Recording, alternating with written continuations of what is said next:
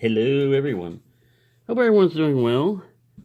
What I have for you here is a very old Yale model 726. They call this the Hermetic Padlock series.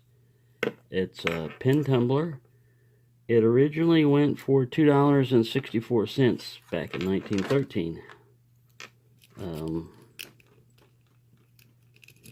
Single pin picking this thing is not easy.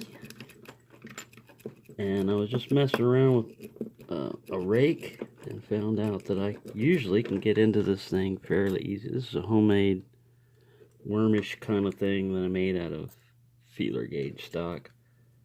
I don't know what, 20 thousandths. It's a 20 thousandths worm basically I made. And there we go. Here's the key for it. There's your bitting.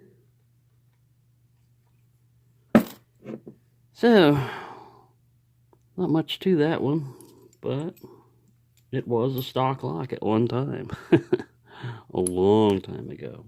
Thank you for watching, and happy picking, everyone.